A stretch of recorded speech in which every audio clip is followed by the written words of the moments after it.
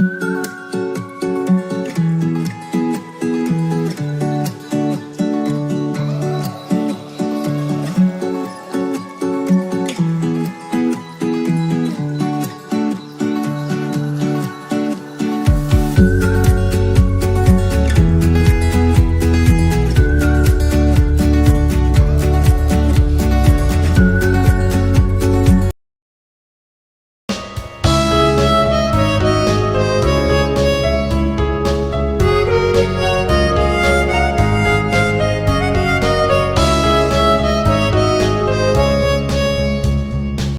Friends, welcome to Harish academy.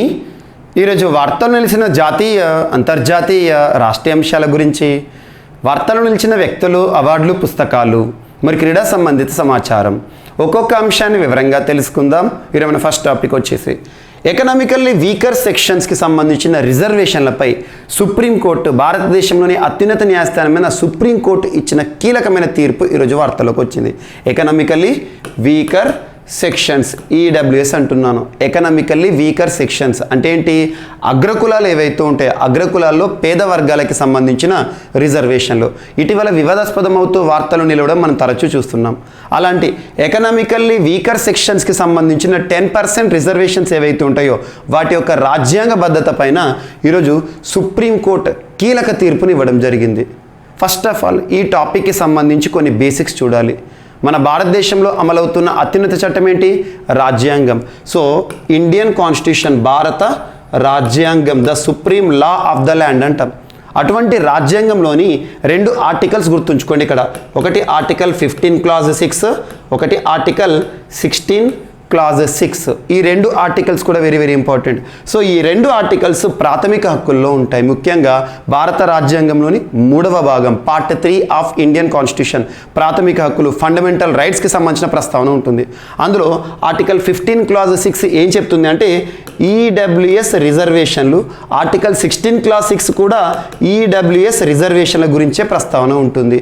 Economically అంటే ఆర్థిక పరంగా వెనుకబడిన అగ్రకులాలకి సంబంధించిన వర్గాలు. సో వీరికి విద్యా సంస్థల్లో 10% రిజర్వేషన్స్ ఏమో 15 క్లాజ్ 6, విద్యా సంస్థల్లో ఈడబ్ల్యూఎస్ రిజర్వేషన్స్ 10%, అదేమో 15 క్లాజ్ 6. అదే 16 క్లాజ్ 6 ఏం చెప్తుందంటే ఎకనామికల్లీ వీకర్ సెక్షన్ సంబంధించి 10% రిజర్వేషన్స్ ప్రభుత్వ ఉద్యోగాలకి సంబంధించి. సో ఇక్కడ మనం గుర్తుంచుకోవాల్సిన ఇంకొక సవరణ, ఇక్కడ సవరణ ఇంపార్టెంట్. ఈ 2 ఆర్టికల్స్ కదా, వీటికి సంబంధించిన రాజ్యాంగ సవరణ మనకు ఎగ్జామినేషన్ పాయింట్ ఆఫ్ వ్యూలో వెరీ వెరీ ఇంపార్టెంట్. ఈ 2 ఆర్టికల్స్ని కనుక మనం అబ్జర్వ్ చేస్తే, when the constitution came in to force, మన భారత రాజ్యాంగం, దేశంలోని అత్యున్నత చట్టమైన రాజ్యాంగం అమల్లోకి వచ్చినప్పుడు ఈ ఆర్టికల్స్ అసలు రాజ్యాంగంలో లేవు, మధ్యలో చేర్చారు. ఒక కొత్త నిబంధన ఆర్టికల్ అంటే ఖచ్చితంగా రాజ్యాంగ సవరణని గుర్తించాలి. సో ఇక్కడ ఏ రాజ్యాంగ సవరణ అంటే 103వ రాజ్యాంగ సవరణ చట్టం. 103వ రాజ్యాంగ సవరణ చట్టం. ఎప్పుడైనా రాజ్యాంగ సవరణల గురించి మనం నేర్చుకున్నప్పుడు దానికి సంబంధించిన కన్సర్న్డ్ ఇయర్ని ఖచ్చితంగా గుర్తుంచుకోవాలి. 103వ రాజ్యాంగ సవరణ చట్టం 2019 సంవత్సరం. ఈ రాజ్యాంగ సవరణ ద్వారా ఈ 2 ఆర్టికల్స్ని రాజ్యాంగంలోని ప్రాథమిక హక్కుల భాగంలో పార్ట్ 3లో చేర్చడం జరిగింది. సో తర్వాత ఇటీవల కాలంలో అగ్రకులాలకి సంబంధించిన ఈ రిజర్వేషన్స్ అనేవి వివాదాస్పదం అవ్వడం అండ్ న్యాయ వ్యవస్థ జోక్యం చేసుకోవడం. సో న్యాయ వ్యవస్థకు సంబంధించి ఈ రోజున 5 జడ్జిలతో కూడిన ధర్మాసనం ఈరోజు కీలకమైన తీర్పుని, ఒక తుది తీర్పుని వెలువడించింది.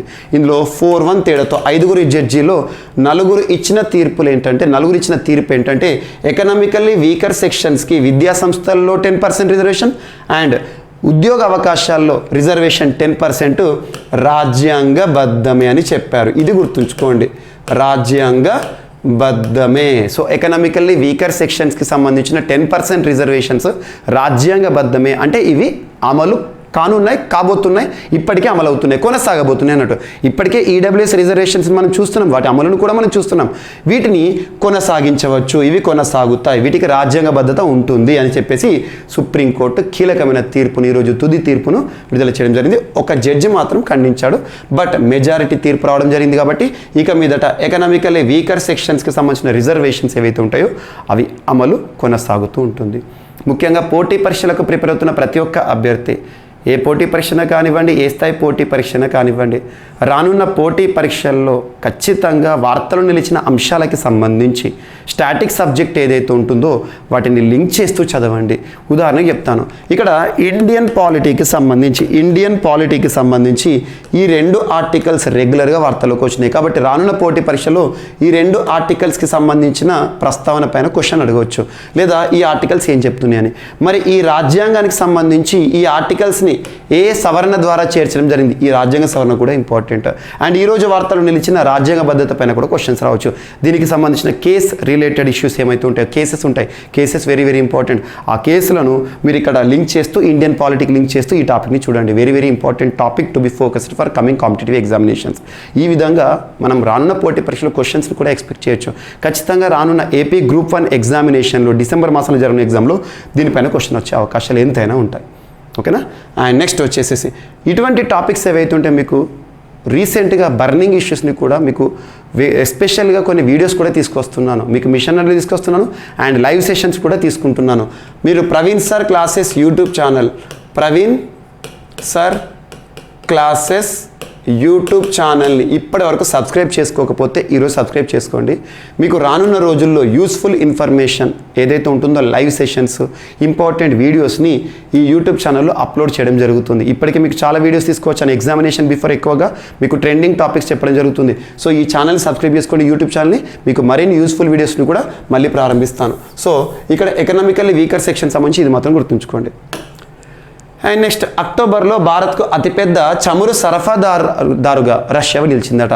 అక్టోబర్ మాసంలో భారత్కు అతిపెద్ద చమురు సరఫరాదారు అంటే భారతదేశం మనకు కావలసిన చమురుని దిగుమతి చేసుకుంటున్నాం. అందులో ముఖ్యంగా 3 దేశాలు important: Saudi Arabia, Iraq, Russia. వీటి మధ్యలో ఈ ర్యాంకింగ్స్ అనేవి రెగ్యులర్గా చేంజ్ అవుతుంది. ఒక నెల ఒక దేశం నుండి ఎక్కువగా దిగుమతులు ఉంటే మరొక నెల ఇంకొక దేశం నుండి దిగుమతులు ఎక్కువగా ఉంటాయి. అక్టోబర్ మాసానికి సంబంధించి ముఖ్యంగా రష్యాకి సంబంధించి ఇటీవల తరచూ ఏదో ఒక అంశం వార్తలు నిలుస్తుంది. అక్టోబర్ మాసంలో ఎగ్జామ్లో అడుగుతారు. ఉదాహరణకి తీసుకుంటే రానున్న ఏపీ గ్రూప్ 1 ఎగ్జామ్లో కానీ, రానున్న SI mains, constable mains exam కానివ్వండి అడగవచ్చు. గడిచిన అక్టోబర్ 2022 మాసానికి సంబంధించి భారతదేశానికి అతిపెద్ద చమురు సరఫరాదారుగా నిలిచిన దేశం ఏది అంటారు? రష్యా. ఇది ఆన్సర్. రీసెంట్గా టీఎస్ఎల్పిఆర్బి ఎగ్జామినేషన్లో కూడా దీనిపైన క్వశ్చన్ పడింది.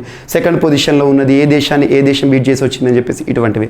సో సౌదీ అరేబియా, ఇరాక్ ఈ 2 దేశాలని వెనక్కి నెట్టి రష్యా మొదటి స్థానాన్ని ఆక్యుపై చేసింది. సో గడిచిన అక్టోబర్ మాసంలో భారతదేశం దాదాపు 22% టోటల్ చమురు దిగుమతుల్లో, భారతదేశానికి కావాల్సిన ఇంధన వనరులు ఏవైతే ఉంటాయో చమురు దిగుమతులు ఉంటాయి కదా, టోటల్ 100% అనుకుంటే 100%లో 22% ఫ్రమ్ రష్యన్ అంట. సెకండ్ పొజిషన్లో 20% from Iraq and next 16% from Saudi Arabia. ఈ ర్యాంకింగ్స్ గుర్తుంచుకోండి, వెరీ వెరీ ఇంపార్టెంట్. మీకు టీఎస్ఎల్పిఆర్బిలో మెయిన్స్ ఎగ్జామినేషన్లో దీనిపైన క్వశ్చన్ అడిగిపోయే అవకాశం ఉంటుంది. అండ్ నెక్స్ట్, ఈరోజు ఒక ప్రత్యేకమైన నృత్య కళ వార్తలోకి వచ్చింది. ఆ నృత్య కళ పేరు ఏంటంటే కరగట్టం.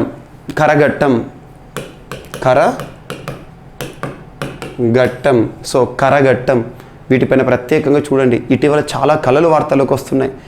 మీకు ప్రత్యేకంగా ఇటీవల కాలంలో వార్తలు నిలిచిన కల్బలియా డ్యాన్సే కానివ్వండి, అండ్ కాంతారా మూవీతో వార్తలోకి వచ్చిన భూతకోలా కానివ్వండి, అండ్ ఆంధ్రప్రదేశ్ రాష్ట్రానికి సంబంధించి చింతామణి పద్యనాటకం కానివ్వండి, ఆర్ట్స్ సంబంధించి ముఖ్యంగా ఆర్ట్ అండ్ కల్చర్కి సంబంధించి రానున్న పోటీ పరీక్షలో ఏవైతే వార్తలకు వస్తున్నాయో వాటిపైన క్వశ్చన్స్ అడుగుతారు.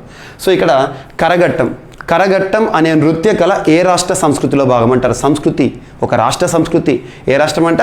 తమిళనాడు రాష్ట్రం. సో తమిళనాడు రాష్ట్ర సంస్కృతిలో భాగం. చాలామంది కర్ణాటక అనుకుంటారు, కేరళ అనుకుంటారు. కరగట్టం అనగానే తమిళనాడు.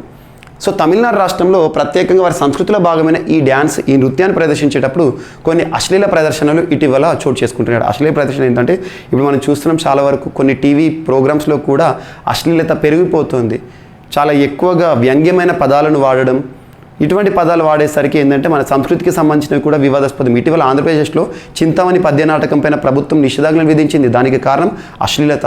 ఇక్కడ కరగట్టం ప్రదర్శించేవారు ఎవరైతే ఉంటారో ఇటీవల అశ్లీలంగా ప్రదర్శించడం, కొంత వ్యంగ్యంగా తప్పుడు మాటలు ఏవైతే ఉంటాయో అన్పార్లమెంటరీ వర్డ్స్ని వాడడం, ఇటువంటివి చేస్తున్నారంట. దానిపైన మద్రాస్ హైకోర్టు ఏం చెప్పిందంటే అసభ్యకర దుస్తులను ధరించకూడదు. ఈ నృత్యం ప్రదర్శించేటప్పుడు అసభ్యకర దుస్తులు ధరించి ఈ కరగట్టంని ప్రదర్శించొద్దంట. సెకండ్ వచ్చేసి ద్వంద్వ అర్థాలు ఇచ్చే మాటలు, అంటే మనము డ్యూయల్ టాక్ అంటాం, లేదంటే డబుల్ మీనింగ్ డైలాగ్స్ అంటాం. ఒకదాన్ని ఉద్దేశిస్తూ ఇంకోటి మాట్లాడమన్నట్టు. అటువంటి డబుల్ మీనింగ్లో కూడా చెడు పదాలు మాట్లాడొద్దంట. అండ్ అనాగరిక ప్రవర్తన కూడా చేయకూడదంట. కరగట్టం విషయంలో మద్రాస్ హైకోర్టు ఏం చెప్తుంది అంటే, సో కరగట్టం ప్రదర్శించేవారు అశ్లీలంగా కనిపించకూడదు, దాన్ని కాపాడండి, అది మన కళ అని చెప్పేసి ఒక ప్రత్యేకమైన తీర్పుతో వార్తలోకి వచ్చింది. ఇటువంటివి ఖచ్చితంగా చూడండి. మన కల్చర్కి సంబంధించి మీకు ఆల్రెడీ మిషన్ 100 ప్రోగ్రాంలో mission 100 so GVK study circle app ఇప్పటివరకు ఇన్స్టాల్ చేసుకోకపోతే జీవీకే స్టడీ సర్కిల్ యాప్ని ఇన్స్టాల్ చేసుకోండి. అందులో ఈ కళలు ఏవైతే ఉంటాయో నృత్యాలు కానివ్వండి, ఇటువంటి వాటిపైన ప్రత్యేకంగా ఒక వీడియో తెచ్చాను. నేను ఒకటే టార్గెట్ తీసుకున్నాను, రానున్న ఏ పోటీ పరీక్ష అయినా, ఏ స్థాయి పోటీ పరీక్ష అయినా కూడా ఖచ్చితంగా చదవాల్సిన కొన్ని ముఖ్యమైన అంశాలు ఉంటాయి అభ్యర్థులు. ఆ ముఖ్యమైన అంశాలన్నింటినీ కూడా మీకు జీవీకే స్టడీ సర్కిల్లో మిషన్ 100 ప్రోగ్రాంలో భాగంగా తీసుకొచ్చాను. ఆల్ వీడియోస్ మీకు మ్యాక్సిమం ఇచ్చేస్తున్నాను. ఇంకా రానున్న రోజుల్లో కూడా మరికొన్ని వీడియోస్ని అప్లోడ్ చేస్తాను. సో ఒకసారి చూడండి, అందులో ఇచ్చిన సైడ్ హెడ్డింగ్స్ అని ఒకసారి చూడండి, ఏమేమి టాపిక్స్ చెప్పానని చెప్పేసి. అందులో ఇటువంటి నృత్యాలు కానివ్వండి, ప్రత్యేకమైన పండుగలు కానివ్వండి, అటువంటి వీడియోస్ ఉంటాయి, చూడండి ఒకసారి. అండ్ నెక్స్ట్ వచ్చేసేసి కరగట్టం ఏ రాష్ట్రానికి సంబంధించి అంటారు. సో తమిళనాడు. ఇటీవల వార్తలు ఇచ్చిన భూతకోల కర్ణాటక, మరియు కంబాల ఎద్దులతో చేసే డ్యాన్స్ అది ఎక్కడికి సంబంధించిందంటే కర్ణాటకకి సంబంధించింది. ఇటువంటివి జల్లికట్టు తమిళనాడు. అండ్ ఇటీవల వివాదాస్పదమైన చింతామణి పద్య నాటకం ఆంధ్రప్రదేశ్ సంబంధించి. కల్బలియా డ్యాన్స్ ఒక గిరిజన డ్యాన్స్, మహిళలు ప్రదర్శించే ఒక స్నేక్ డ్యాన్స్ రాజస్థాన్కి సంబంధించి. వీటిని ప్రత్యేకంగా చూడండి. అండ్ నెక్స్ట్ ఈరోజు ఐఐటి హైదరాబాద్ మరొకసారి వార్తల్లోకి వచ్చింది. ఐఐటి హైదరాబాద్ ఏ పోటీ పరీక్షన కానివ్వండి, ఏ స్థాయి పోటీ పరీక్షన కానివ్వండి, ఐఐటీల పైన ప్రశ్న లేకుండా ప్రశ్నపత్రం ఉండదు. ఇదే డైలాగ్ని లాస్ట్ 2 years నుండి మీకు చెప్తున్నాను. దానికి నిదర్శనం అది ప్రూవెన్. ఇటీవల TSLPRB గ్రూప్ 1 ప్రిలిమినరీ ఎగ్జామినేషన్లో ఐఐటీల పైన 3 క్వశ్చన్లు వచ్చినాయి. అసలు ఐఐటీలో అనే టాపిక్ ఎక్కడ కూడా ఎవరు కూడా చెప్పారు, మీరు చూసే ఉంటారు.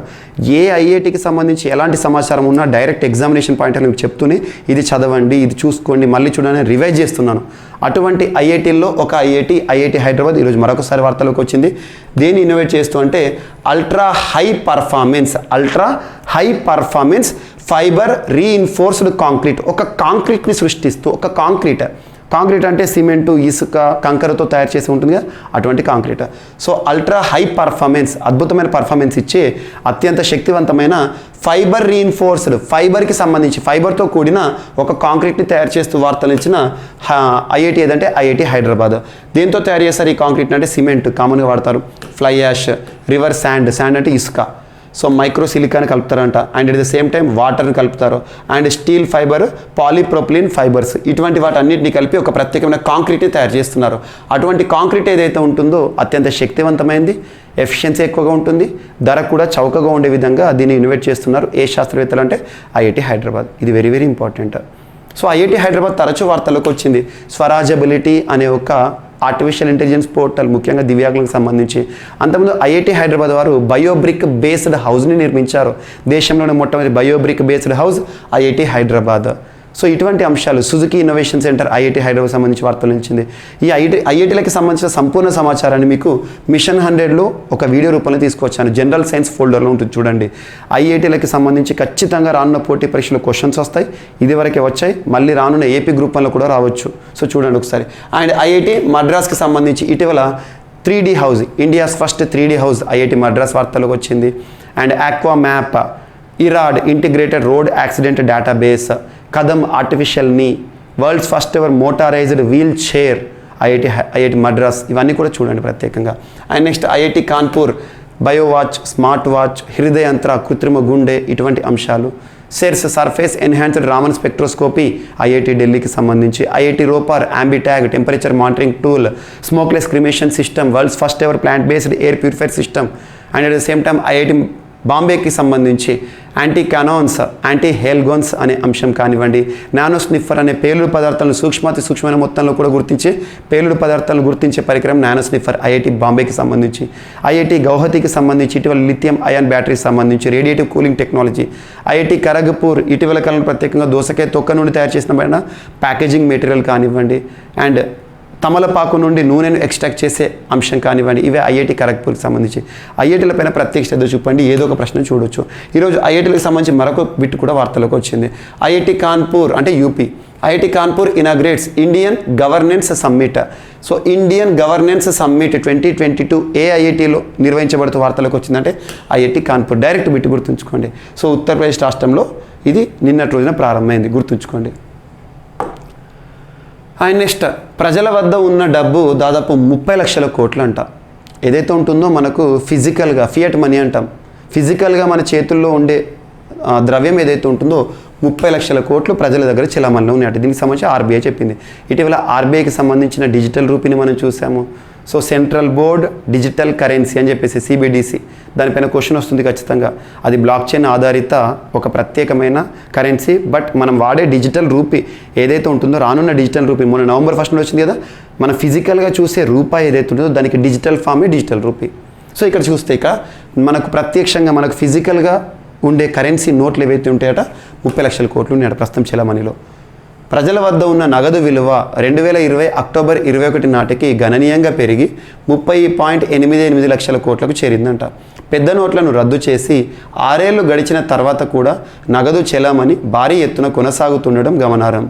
సో నోట్ల రద్దును ప్రకటించిన 2016 నవంబర్ నాటితో పోలిస్తే ప్రజల వద్ద ఉన్న నగదు విలువ 71.84% పెరిగినట్లు ఆర్బీఐ తాజా గణాంకాలు వెల్లడించాయి.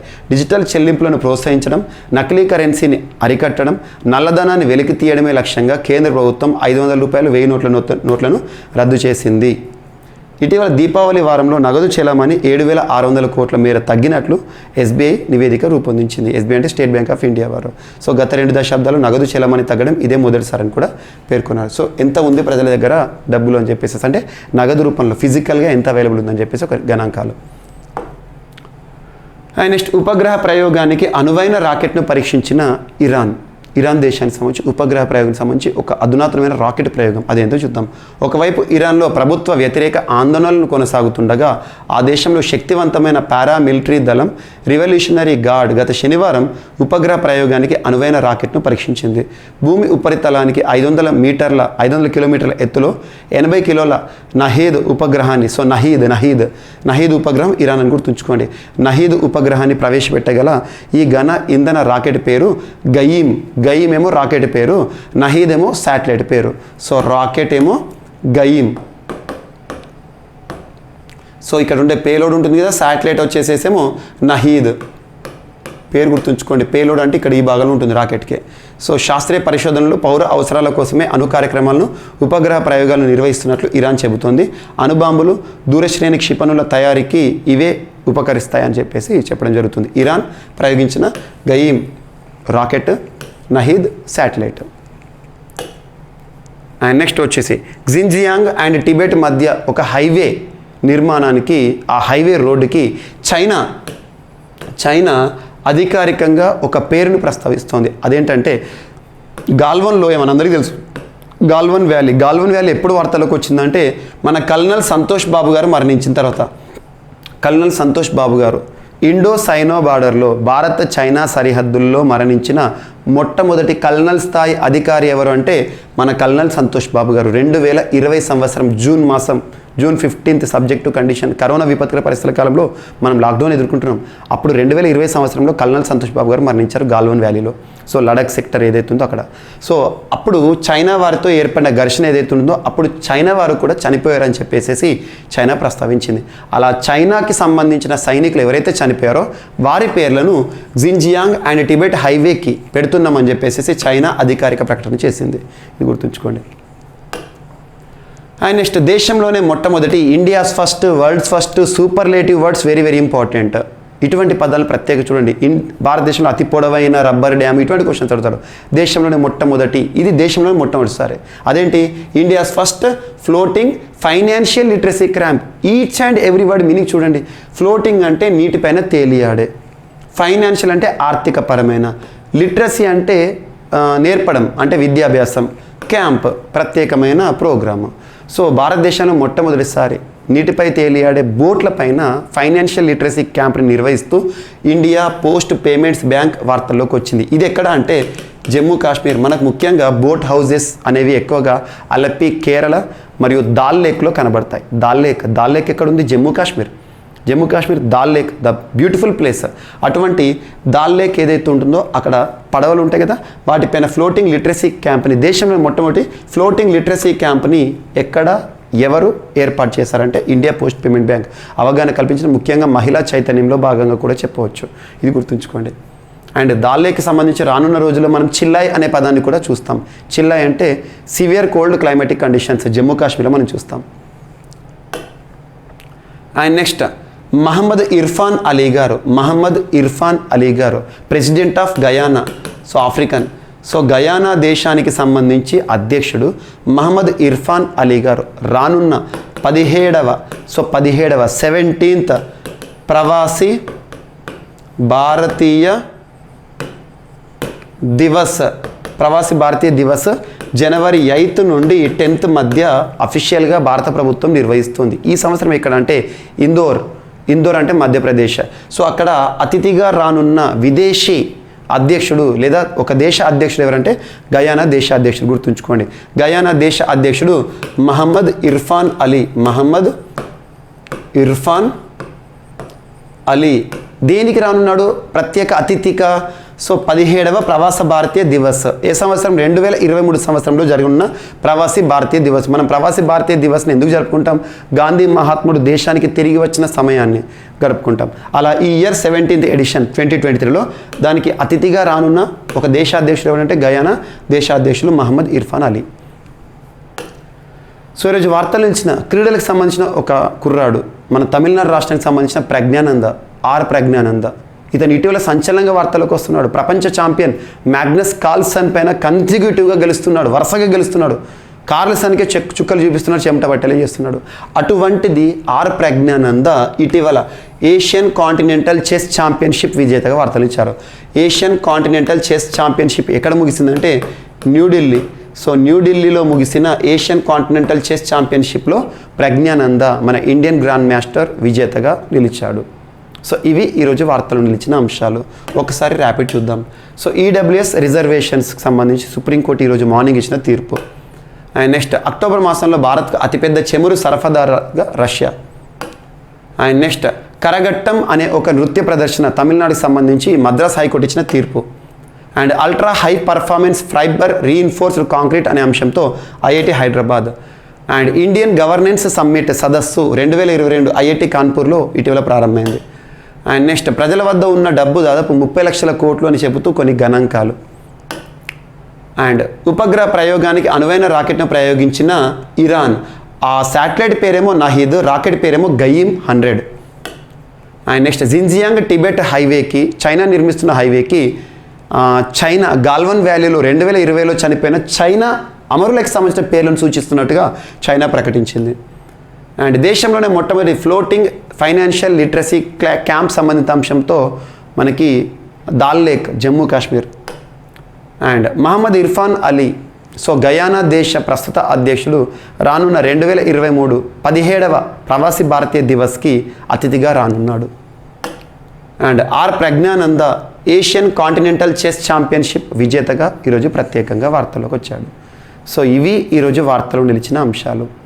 మిస్లేనియస్ అంశాలు ఏమైనా మిగిలిపోతే మాత్రం రేపటి క్లాస్లో జోడించి మళ్ళీ నేర్చుకుందాం. రేపు కలుద్దాం. Thank you.